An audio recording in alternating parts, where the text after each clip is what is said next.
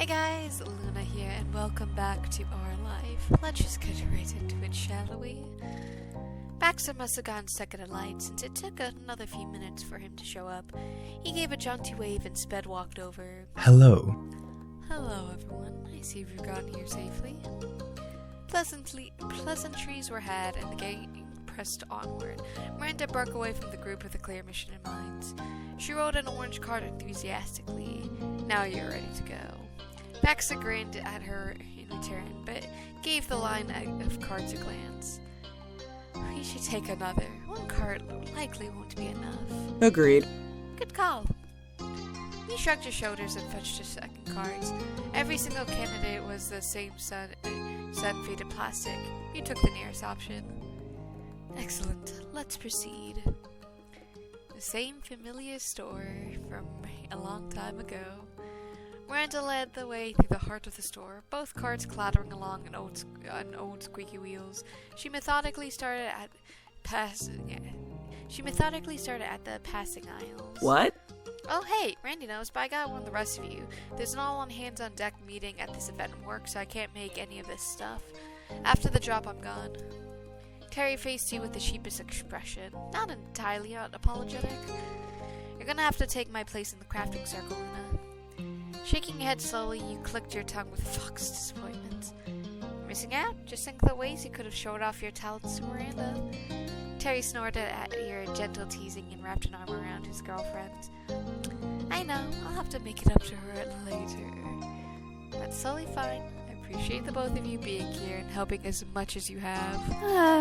Don't say this to Jude or Scott, but I've been nervous they were going to be disappointed by their own wedding. She sighed and drooped down against her cards, her head almost sticking in the front into the front basket. I know they would have been if it was only the two of them doing it. She strained herself and offered her smile, first softly at Terry and then at you with bright gratitude. I'm lucky I had reinforcements to call.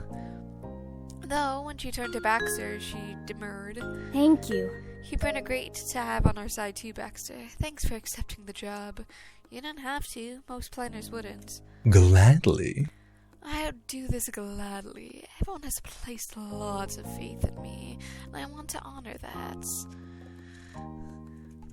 Baxter fidgeted with his collars. Miranda kept her eyes soft on him. Terry chuckled. You are so sweet, Randy. Of course we're helping you. Then we should get back to doing that. Time's a-wasting. Oh, yeah, sorry. Browsing resumed and began checking off the supply list Scott sent. The collection had you all throughout the building, some items needing a real hunt. Does color or scent matter more for candles? Because I'm only finding white candles in coconut. Maybe? Jude likes coconut at least, but I don't think that would fit a formal wedding.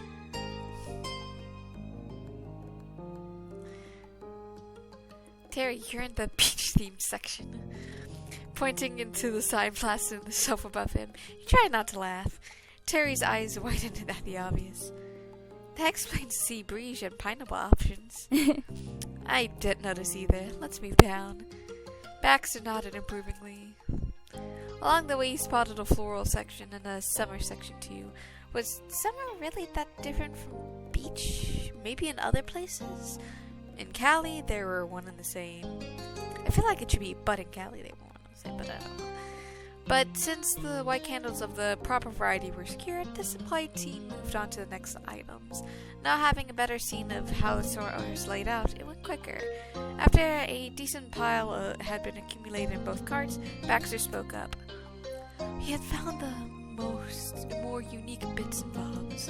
If you don't mind, I'd like to leave the last of it in your capable hands. I think it'll be best if I look into rental cars before it gets too late. Yeah. Right, of course. No worries, we got it. Go ahead. Terry ushered Baxter's way with a shooing motion. A car was more important than an extra body to throw fake flowers in a car. Very well. Thanks. I'll be in touch soon. His departure was closely watched by the three of you. Miranda and Terry awkwardly waved him off, neither full of the usual cheer. Silently, the gang pressed on, scooting the carts across the white linoleum tiles, which linoleum is a very unique word, I must say. Your friends were both still and quiet. Neither knew how to act with Baxter. On one hand, he was friendly and had been a huge help for Miranda's family. On the other, more frustrating hand, the last time you had opened up and let yourself care about him, he really hurt you. Baxter tried to erase himself completely, but to scrub away the permanent ink he left in your memories. It hadn't worked. It couldn't work. Not for you, not for anyone else you met that summer. What happened between you continued to linger, kept mattering, exactly as Baxter never wanted it to. Is that all right? Luna, have you been okay working like this with him?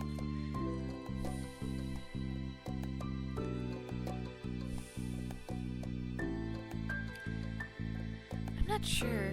I think he's changed. Miranda and Terry shared a look. It was a silent conversation where you could only guess what was being said. Miranda pressed her lips together, her next words careful and deliberate. I'm not sure. I'm not sure I actually knew him before. Yeah, is he more responsible now or only professional about it because this is an actual job? It's a mystery. No matter what, we're your friends. You're here? But it was time to refocus on the task at hand. Terry didn't have many minutes to spare, so you had to hurry. What else did you need to find again? You rushed up and down the entire store, the carts rapidly filling. Meanwhile, Baxter hung out on the bench at the front with his phone glued to his ear. He fluttered the fingers of his free hand to whenever you noticed your group shooting past. You spied more flowers and booked it. With each decoration on the list was added to the masses. You approached Baxter. His phone was still in his grip, but he was no longer in a call. How are you? Hello. Were you able to find everything? He inspected the carts, trying to visually sort through the chaotic lumps of stuff. Everything except a chocolate fountain. You gestured at your cart, which was indeed bereft of a fountain. His lips twisted wearily. What an unfortunate loss. You were sure that it was an entirely sincere, in no way sarcastic expression of remorse. My task is done to you. I found a car that is to the couple's taste. I texted to them and got approval to rent it for the day. Cool. I was able even to do it legally this time. His tone was amusingly flippant. Oh yeah, during that summer he had pulled some shenanigans to get his car. Miranda and Terry, however, stared at him concerned. Don't worry, it's an inside joke. A smile pulled out your lips. You decided not to explain further either. Miranda probably wouldn't imagine too extreme of illegal scenarios. Okay. Come on, let's pay for this haul. It's gonna take a while to ring up.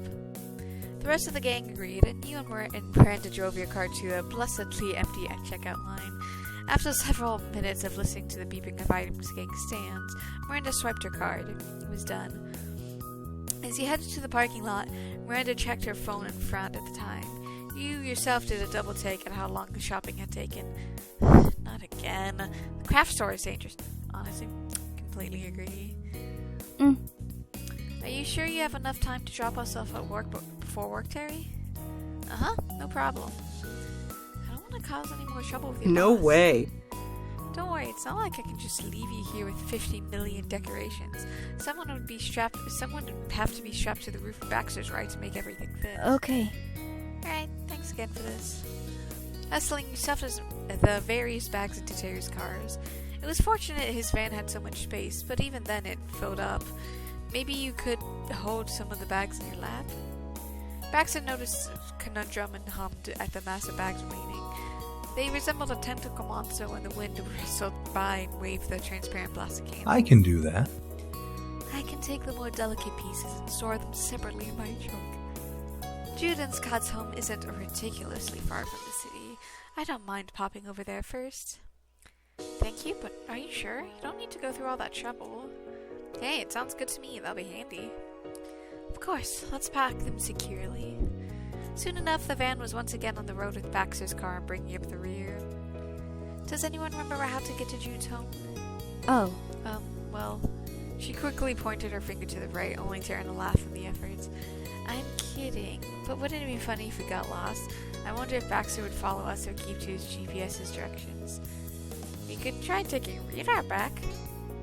You have work, remember, Terry? Plus, I'd rather not mess with Baxter. That's a bad idea. You're right. Alright, speaking of rights, there's my turn. Okay, red car. Excuse me. Okay, red car, can you let me over? Please? Thanks. Oh, yeah. I need to take it fast anyways. Oh, come on! Do you know how to drive? Terry drove the rest of the way back to the home base with his occasional commentary of the abilities of other drivers on the road. He noticed a vanity license plates that made him wonder about the person behind the wheel. Miranda chimed in with creative theories, usually that it was a secret code. The conversation flowed enjoyably easy between the two. Then you arrived. Baxter parked behind Terry's van. You nodded at him on your way to open the back of the car. Terry grabbed a bag and another. Miranda put a bag on each finger, including your pinky. Not to be outdone, Terry threaded her hands through more plastic handles. Well, after that, it wasn't like you or Baxter could carry a reasonable amount of bags. Everyone loaded up. Miranda led the coordinated shuffle to the door and awkwardly bumped the doorbell with an elbow. There was a muffled, melodic ding-dong of their bell, and then footsteps. A moment later, Judah entered. A group utterly laden with plastic shopping bags bursting with silky petals must have been a sight. Come on in. He scooted to the side to let everyone through. You maneuvered your bulky hoard carefully so it didn't bash into anything. Unfortunately, Terry got caught on the door handle. Oh! Whoops. Drew darted closer to untangle the bag. Terry shrugged with effort and slowly inched forward until he was completely inside. Is that everything? Nope. On it. I'm gonna get some. You sidestepped around Terry and dodged Baxter to get inside. That was when you noticed Scott trying to usher everyone into the living room. At this point, your arms were regrettably taking so many bags.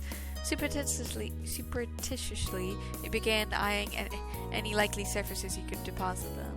The place was neater than before. The table had been completely cleared off and the floor must have been vacuumed. Jude and Scott hadn't completely committed to taking a break.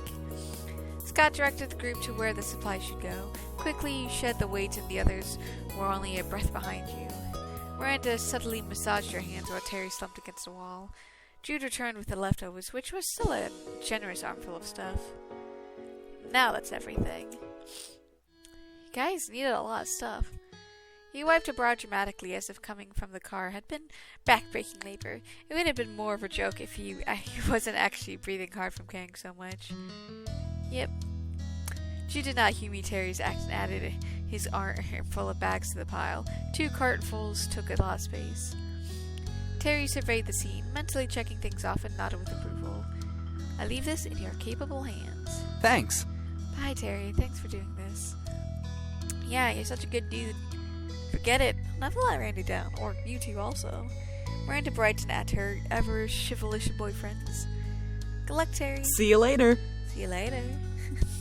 He saluted the team and bounded outside, the door slamming shut behind him on a chorus of goodbyes. In the wake of Terry's big exit, Miranda flopped onto the couch with a sigh. Jude immediately raised an eyebrow. Something happened, Randy? You can talk to us if something's wrong. Nothing. You're busy. Scott looked at her, face creased with worry, but her expression didn't change. His gaze drifted over to you. He was sending a please help me signals. Despite his silent pleas for insight, there was none to give him. He had no idea what was wrong, and perhaps even more confused than he was. Miranda had seemed fine shopping. She was just stroking the car, but suddenly she deflated and dropped what you hadn't even noticed to be an exaggerated smile. You dashed Scott's hopes by puffing up your cheeks. You were lost together. Miranda was the only one who knew why Miranda was so upset. Jude approached her little sister. He tapped her shin with his foot. She pulled up her legs onto the couch, curling into a ball. So he sat down heavily beside her and waited for her to get comfortable. Slowly, hesitantly, she began to speak. I just feel so bad that Terry always does so much for me and my family. He's a lot bolder than I am. He's amazing and he can jump into anything. Terry's always been able to take the initiative ever since we met. What do I do? Nothing. It's unfair. She hugged her knees tightly to her chest. It's okay. I think Terry understands. He's so outgoing and he can't help but be involved in everything. You're different. Subtle acts mean equally as much if they take the same effort. But what if I want to do something bold for a change? Jude snapped his fingers loudly enough to make you jump. Got it. can propose. That's what Scott did. My big move was asking him to come live with me, but Terry beat you to that one already. What? She gasped at it, and it completely shocked out of her melancholy. Scott, however, was all in agreement. Weapons have happened to our wedding. That'd be the perfect place for a daring engagement. In real life, that is a horrible idea unless the couple agrees to it, because it takes all the attention away from the couple. So, like, in this particular case, having another person propose at a wedding is okay because they are the married couple is specifically the one doing it. But do not do this normally. That is a very bad idea unless they are specifically the one to tell you, yes, it's okay. Yeah, that could work. I see. Yes, wedding proposals are traditionally frowned upon. You were both quite gracious to suggest it. Brax's tone was casual, if anticipatory. Miranda, however, gapped at him, and so did you. I forgot you were here, dude. Oh, forgive me for the surprise interruption. Randy flushed with embarrassment and straightened her posture until she sat up properly. She hadn't realized she started the heart-to-heart with Baxter in the room either. Jude, you're 6 years older than me, and you're getting married right now. I'm not proposing to Terry. If I'm not the one stepping, why not plan a trip to go away together? A nice vacation for myself and a special someone after spending so much time focused on others would be an incredible gift. It doesn't have to be the equivalent of a honeymoon, like Jude and Scott are having it, for to be worthwhile. Simple does the job just as well. I'm no travel agent, but you could think about a day trip or staying somewhere overnight. There are some perfectly lovely possibilities. Miranda tapped at the bottom of her lip, considering it. That's a fantastic idea. I remember a few places that Terry had wanted to visit for ages, and most of them aren't that far. Slowly, her lips lifted into a grin. That spark of inspiration had relit her fire. Let's do it! I'll do it, I really will. I'm gonna take Terry on a mini vacation. She turned to you, her voice reassuring. But I'm not gonna run off while you're here visiting us. Obviously, it'll be later. He smiled, appreciating that she addressed that before you even had the chance to worry about it. Her thoughtfulness was sweet. Thanks for clarifying. I didn't think you were gonna leave me here to a house sit or whatever. I support your plan. Terry's gonna love going on a trip with you. Well, you weren't the only one to be shy. You understood that Miranda was very different from you. For as long as you've known her, she often struggled with confidence. This is a great opportunity for her to try something new. She should be proud of herself. You're really nice. Thanks everyone for listening to me. I'm sorry for being distracted. We got completely off topic. Hey, the party's not more important than the people attending it. Jude hooked an arm around his fiancée and lightly squeezed. Scott leaned into the brace. Baxter watched the scene with an air of distant contentment, like an audience member for a documentary. Then he cleared his throat. Good. Good luck, Miranda. I should be leaving soon. However, before I do, let's take a moment to discuss what we'll do tomorrow.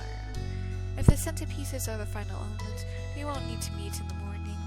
We can decide what to spend that time on now, if anything. Scott and Jude exchanged glances and reached a final decision. Jude tilted his head back to Baxter first. We could go clothes shopping, or we could try slow dancing. It's doable. Both are doable. We have a day of formality. The couple smiled and leaned into each other. Jude spoke directly to his fiancée. Good call. And we can give everyone else a break. I think you, me, and Baxter can handle the rest. Scott agreed with a brief nod. Yeah. The others have done more than enough. It's settled them. Baxter's clear voice filled the room with an announcer flair. We'll have an eventful afternoon. We'll have an eventful afternoon before the big event, but it'll be the perfect finishing touch. Jubilant, Miranda bounced, and the couch cushion squeaked beneath her enthusiasm. So great. Thank you, Baxter. He chuckled and once again tugged at his collar. Thank me after the wedding was over. Yeah. Miranda's affection drifted to the intimidating pile of decoration supplies. Will he be fine finishing the centerpieces? I think so. There's not much to do to actually put them together. It should go a lot faster than the other things. That is good to hear. Goodbye for today. Well, now, if you'll excuse me, I won't hold up your progress. I'll see you tomorrow. Jude and Scott especially, but I do hope the entire committee will be there for the last meeting that night. Wait. Baxter stopped and focused on Scott. For the special last meeting, why don't we have it here instead of the office? Yeah, it's not like you'll be your first time coming over. You're already here today, giving advice. You're too kind. Inviting me to your home? You're too kind. He wasn't able to answer right away. His brain was probably weighing the pros and cons, thinking of the potential ways that his choice could explode in his face. This matter was far more important than frozen desserts. Well, I'll be glad to accept your hospitality. Done. Alright. Okay. Then we'll be here tomorrow night. Yes, good evening, everyone. Bye. Walked to the door with him. Baxter glanced at the movement to his side and realized that what you're doing. His eyes widened before you regained control of his composure. It was a blink and you'll miss it kind of moment, but you caught it. Quite the proper host. Yes, I am. Reached forward and opened the door for him, exactly like a proper host. Baxter went through it with an appreciative nod, but he didn't expect you to follow. He led him to the end of the driveway and then to the opposite side of the street where his car was parked. The politeness in his smile began to crack. Kept glancing your way, wondering where in the short trip you were planning on leaving him. You weren't sure yourself, but each time he caught your eye and felt compelled to continue. He didn't stop in tears, standing at the nose of his shiny car. Thank you for escorting me the whole way. There was no trouble at all. He stood there silently for a few more seconds, his features tense as he robotically took the keys out of his pockets. Baxter unlocked the car and opened the door. He didn't get inside. He kept looking at you, his mouth twisted awkwardly. Alright. Alright, be safe. You hummed in response and remained rooted in place. Baxter's gaze flickered between you and the car. Could you please move off of the street? I wouldn't want to hit you when I pull out. Alright, I'm fine. I can do that. You stopped on the sidewalk. Hopping up onto the curb, you balanced on the edge so you could watch him leave. Baxter's jaw dropped into Are you sure? Are you certain that you don't need to return to your friends? I can wait to pull out until you've gone inside. I don't mind. Nah, I'm fine right here. You can go first. Baxter's posture straightened under your unwielding gaze. He folded his arms defensively. What's wrong? Everything's fine, Luna. You've given up pretending that he was ever going to leave you with watching. Now you're simply at a standstill. Alright, Spill. There's no reason to keep hanging around. Finally, he smiled again. Since the jig was up, he wasn't going to feel sorry for To be honest, Honestly, it wasn't my intention to leave in the first place. I want to get some ice cream. From an ice cream truck, is what I meant. Out of context flew from his lip the second his initial sponsored his alias. When I dropped you off here yesterday, I remember this was the general area covered. I checked online to confirm that it was the case and they had the same routes. The longer he spoke, the more he squared his shoulders. It was as if he needed to reassure himself that he was still a mature adult to counterbalance his desire for ice so cream. Since I was already here, I didn't see any rush. I couldn't patronize the truck again. So that's why I'm in no rush. Please, don't let me hold you up. I'm sure that you're eager to rejoin the others.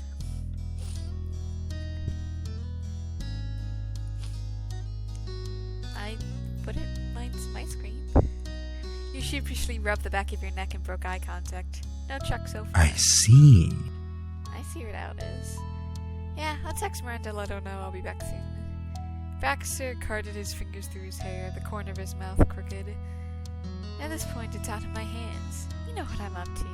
It's a public activity. Who says, who am I to say that you're not also welcome to visit the neighborhood ice cream truck? That's right. So unexpectedly, the two of you looped through the nearby streets, keeping yourselves on alert for any signs of ice at the ice cream truck. Luckily, it didn't take long to locate. The melodic sound of the well-known tune drew you both in, and then came around a curb. Decked out on the faded posters rolling along under the setting sun, it looked like it drove straight out of your memory. It was the same truck from 5 years ago, and it wouldn't surprise you beside it. Huh.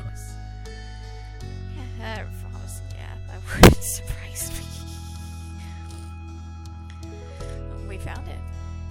had a brief sparkle in his eyes with a hint of thrill in his voice that instantly caught you off guard. Together you darted ahead to flag down the ice cream truck.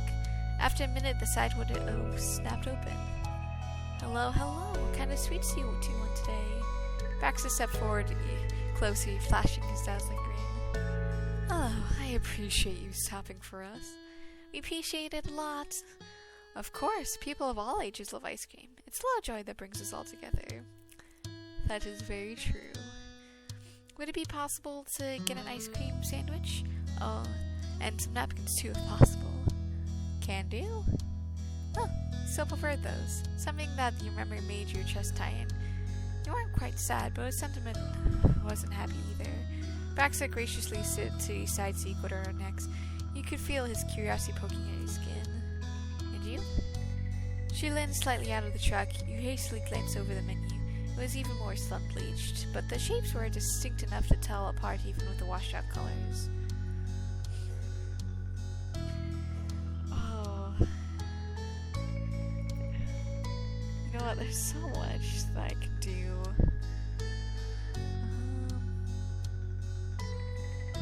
Let's see here.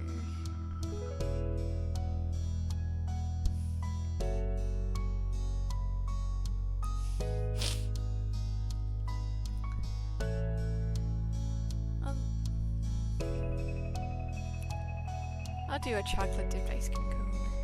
Sounds great. After that, you and Baxter paid for your frozen treats. The lady gave a toothy smile. Thank you so much. Alright, give me 1 minute, is what she said before ducking out of sight. In her absence, neither you nor Baxter uttered a word. The only noise between you is a faint sound of the woman rummaging through her own truck.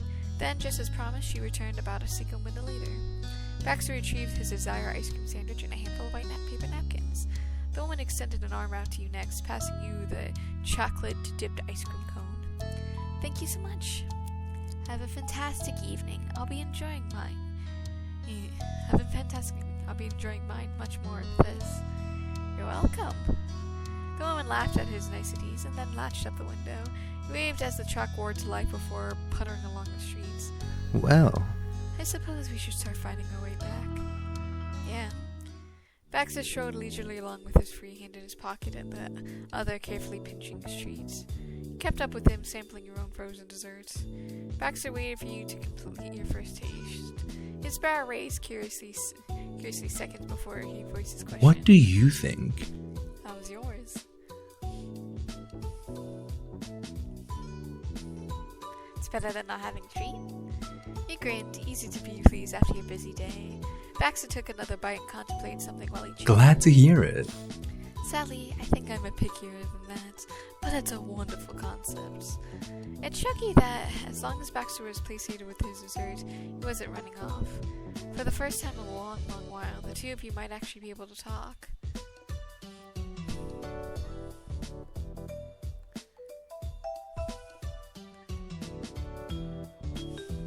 Why do you only choose rock? Oh, that's an unexpected query. Is it? That's not a normal thing to take such a committed stance on. I've been wondering about it this whole time. You were doing it even back when you were staying on Sunset Bird, weren't you? You're good. Perceptive. Truthfully, it's my favorite option out of the bunch. A nice, simple, effective. Baxter's free hands tensioned to the aforementioned representation of rock, just long enough for you to see it. Then his fingers loosened. But rather than why I choose rock out of the three, I imagine you're more intrigued on why you only use one in general. I'm good with hearing both. How nice. Well, I've done it about as long as I can remember. It made the game more enjoyable in my youth. Really, the petty types of decisions that are best suited to be decided with randomness matter little to me. I'm honestly kind of surprised. It was far more amusing to see who would use the advantage they had to win and who would be willing to take the loss, and why they seemed to do so.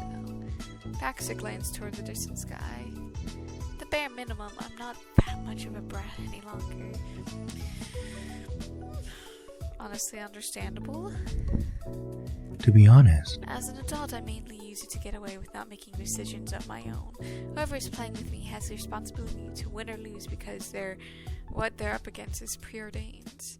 I don't even need to choose which symbol my hand takes. It's easier that way. Oh.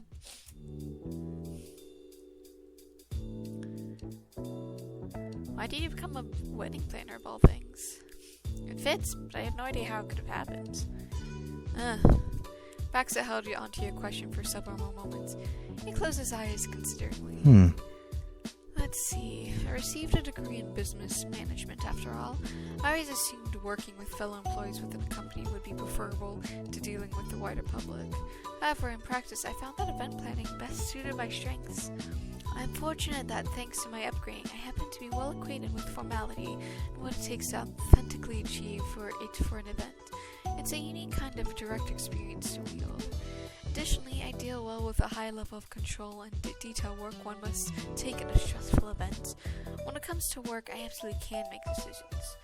It's only in my personal life where I lack conviction, and it is most suited in bursts with different people rather than long-term position in a consistent group. You can easily get sick of someone who needs everything to be just so. Baxter finally paused to breathe. You could sense his focus trailing across your buried frown, and that only made it worsen. His appraising response was a barrier rather than an answer. My job makes me happy. The ups and downs are worth it. Oh. I enjoy seeing people at their most joyful, knowing that I contributed making it happy. At least, ideally, that they'll be joyful on their wedding days. I've long since realized how straining and pleasant the whole planning process is. It never seems, no matter how much I try to smooth out the process. It all happens in such a frantic flurry, one can scarcely keep up. But when the day comes, and if I've done my job right, the entire event will be unforgettable moments, and once it's done, it's done. So I believe you can see why this position was a fitting match. I get it. Why did you stop talking to me?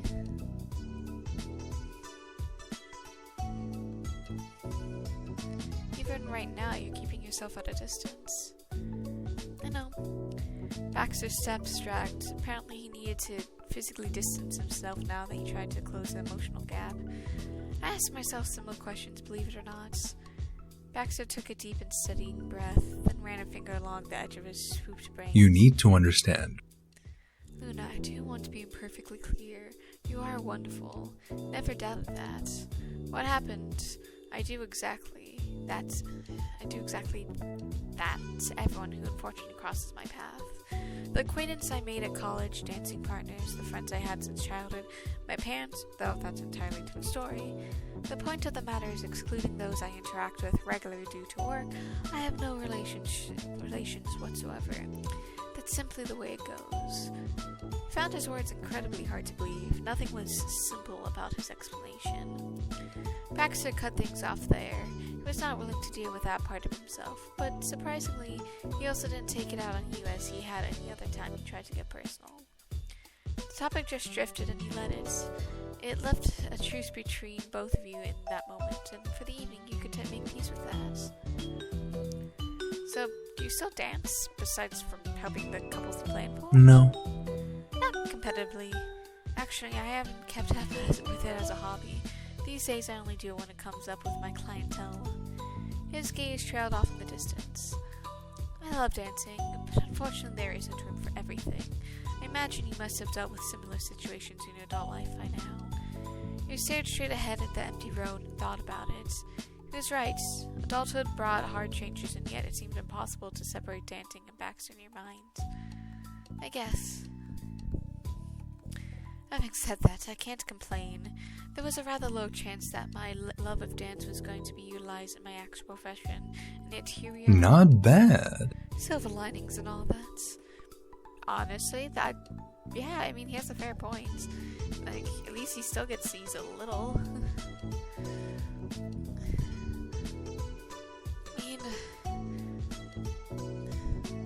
Honestly, it feels like he's changed, but overall, I don't think he's actually changed that much.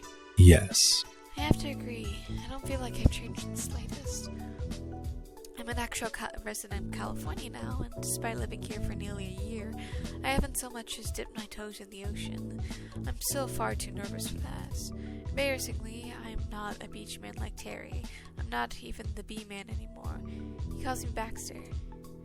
The former B-man's voice grew quieter. The love of transparency didn't last long. Baxter quickly changed topics, but his sadness lingered in his eyes. My taste in ice cream hasn't evolved, and neither has my ideas for hours. Truthfully. I can say that I've improved some talent over the years and found less eye-catching sense and style, but for anything meaningful, there's been no growth. He was right in some ways. Baxter was like a diamond that showed different facets of the light. If the gym spun, you might see parts you hadn't seen before, but it was never something entirely new. Baxter Ward was still the man you met 5 years ago.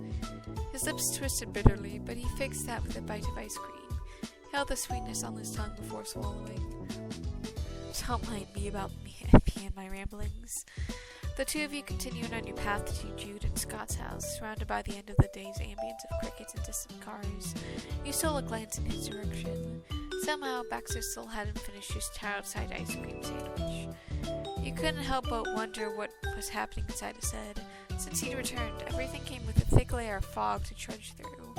It was only yesterday when Baxter was begging to be anywhere else on the planet than by your side for a little while. And now he was trying to stretch his walk for as long as possible.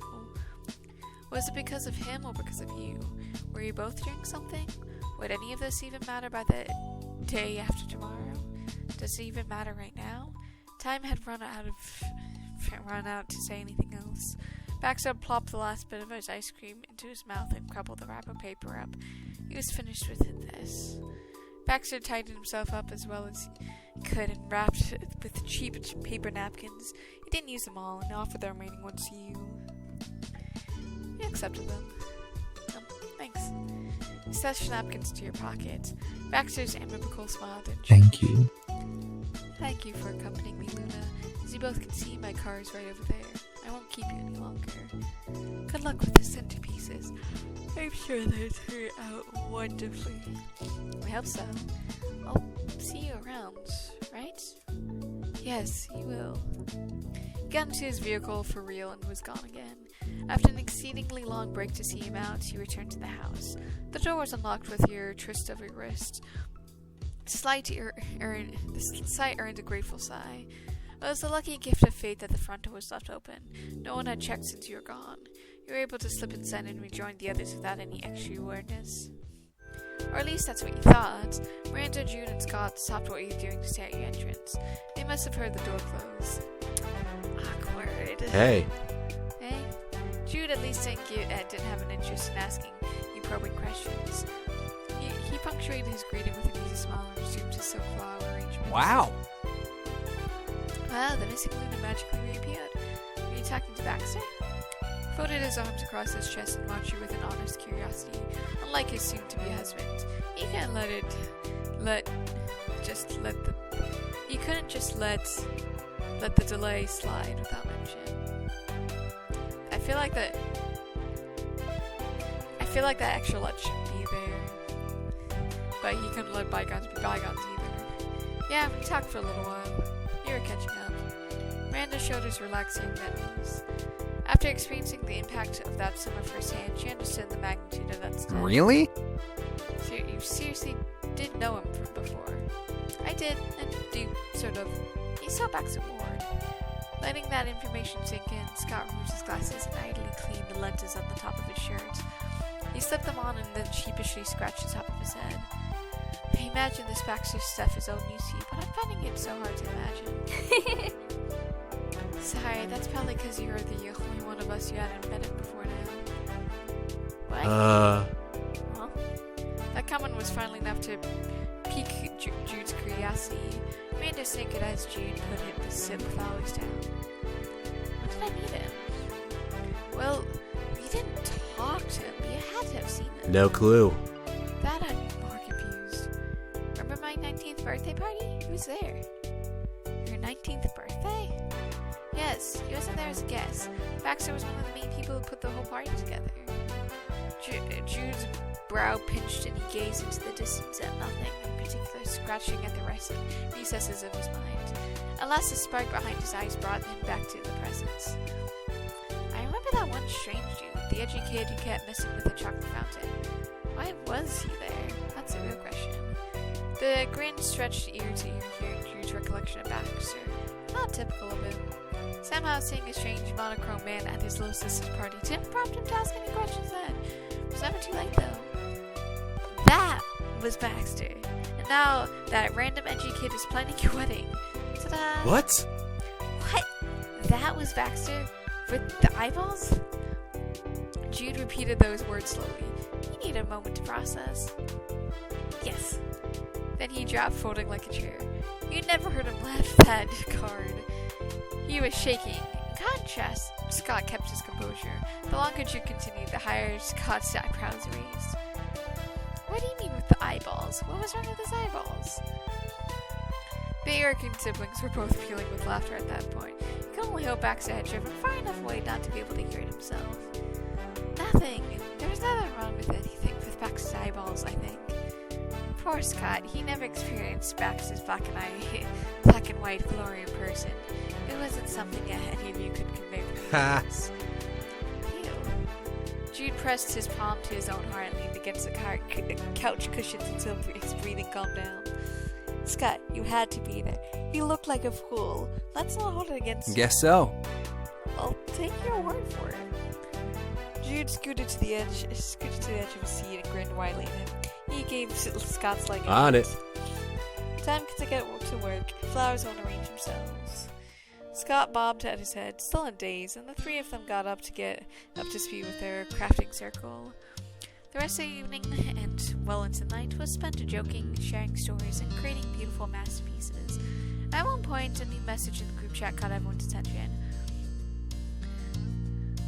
Baxter asked for confirmation that tomorrow would be the big day out with the couple.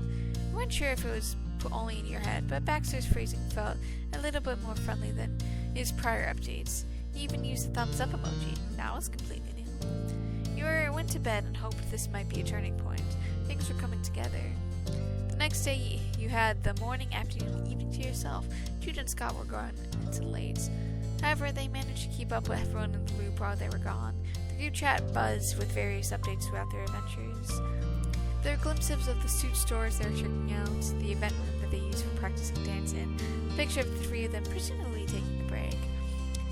Jude and Scott were thrilled in the photos. Even the occasional Baxter in the background seemed to please. And based on the updates, that wasn't for sure. The wedding plans were generally going well. Meanwhile, you had your feet up, resting and recharging for the big event. You imagined Terry and Miranda spent their day similarly. And after all that hard work, the grand payoff was almost here. There was only one meeting left with the planner ahead of tomorrow. Miranda and Terry arrived at the house not long after you finished dinner. Just as things were talked about before, everyone was invited to Jude and Scott's place rather than the office. It wasn't long before the fiancés and the wedding planner strolled in with their spirits high. Almost everyone got settled comfortably in the living room. Jude and Scott tiredly sank into one end of the couch while Terry sat on the other. Miranda folded her leg and sat on the arm of the couch, leaning into Terry. You shook your head teasingly at them as you passed by and plopped down on the other plush chair. Baxter, though, didn't pull a chair aside or sit down anywhere. Instead, he remained standing, holding his notebook and waiting for his moment to begin the meeting. I think this would actually be a good place to end this episode here.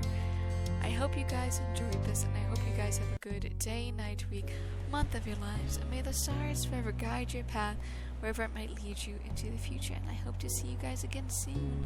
Bye-bye.